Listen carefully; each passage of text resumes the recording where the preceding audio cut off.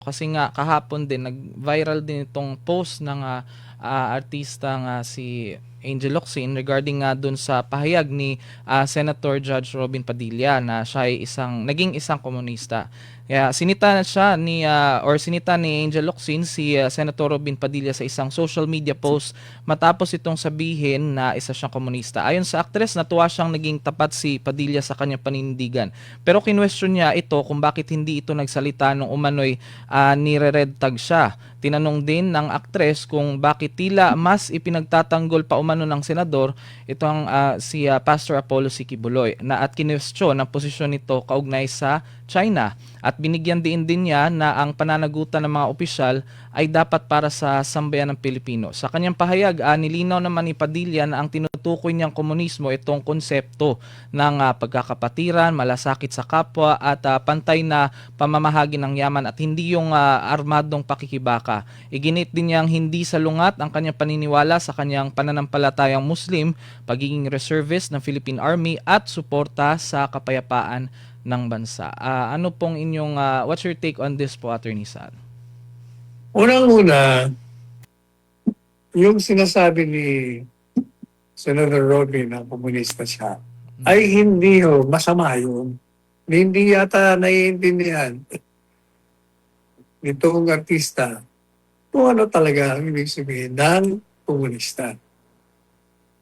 Number one, isang political at social ideology ito kung saan ang konsepto nito, lahat ng mga kayamanan ng bansa dapat ang nagmamayari ang pangkalahatan. Yun ang concept noon. Madalit sabi, socialist, maganda, pantay-pantay ang lahat. Yung komunismo ay isang concept na ideal. Pero mukhang sa tingin ko, hindi nyo makakamit yun. Kasi ideal nga eh. Parang the impossible dream. Kaya lang, yung mga sumusunod nito ay pinipilit mo lang na sana mangyari sapagkat makakabuti sa sangkatauhan.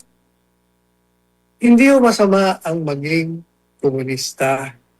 Kasi nga, kung alam niyo ang meaning ng komunista, hindi niyo ba alam na si Jesucristo ang unang socialist na tinatawag kasi gusto niya pantay-pantay ang pagtrato sa lahat. Yun din ang concept ng communism or socialism. O, bibigyan kayo ng halimbawa bakit hindi masama. Hindi ba dati, yung maging miyembro ka lang ng Partido Komunista o Communist Party of the Philippines, isang krimen na. Tinanggal na ho yan. Tinanggal na yan sa ating statute, sa ating mga batas. Hindi na ho ngayon isang krimen ang maging miyembro ng Communist Party of the Philippines. Ano ho ba ang paglabag o krimen? Pag ang iyong pagkakakomunista upang makamit mo yung dream mo na magkaroon ng pantay-pantay, ay ipadaan mo sa armadong revolusyon. Ibabagsak mo ang pangkasunungan ng gobyerno. Yan ho ang krimen. Yan ang hindi maganda. Pero kung i-advocate mo lang na gusto mong ganito ang mangyari sa ating bansa na pantay-pantay, ang may hawak ng kayamanan ng bayan, na kailangan yung ibibigay ng serbisyo ng pamahalaan ay naayon sa pangangailangan ng bawat isa. At ang pagbibigay mo naman ng reward ay naayon naman sa kanyang galing. Hindi mo masama yun. Wala, hindi mo krimen yun. Saka ang context ni Robin, Senator Robin, sa kanyang pagsasabi nun, ay yung nangyari kay Romanov. Hindi ba si Romanov, Tsar ng Russia? Kumbaga, royalty. Sila lamang ang mayayaman. Sila lang ang nagpapakasasa sa kayamanan na pag-aari ng buong bansa. Itong mga rebelde, ito yung mga komunista.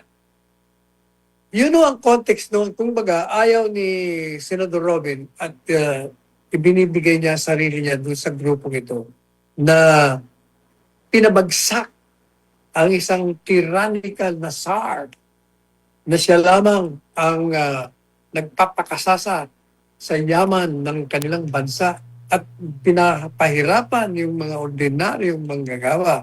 O yun ang context noon. Kaya siya sinasabi niya, ako komunista. Maliban pa sa maganda ang konsepto.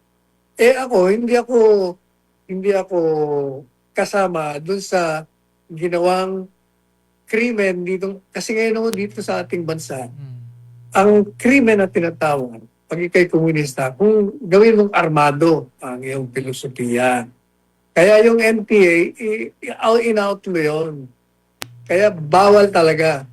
At magiging isa kang kriminal pag ikaw ay nadimanda at nahatulan pagkatapos ng paglilitis, pag ikaw ay isang komunista na ang isinagawa mong pamamaraan upang isulong mo ang iyong advokasya ng pantay-pantay ay sa pamamagitan ng armado. Pero kung iyon ay isusulong mo sa pamamagitan ng bahagi ng kalayaan ng pagpapahayag at tumakbo ka at nanalo ka sa halalan, edi ibig sabihin, maganda ang kalalabasan mo.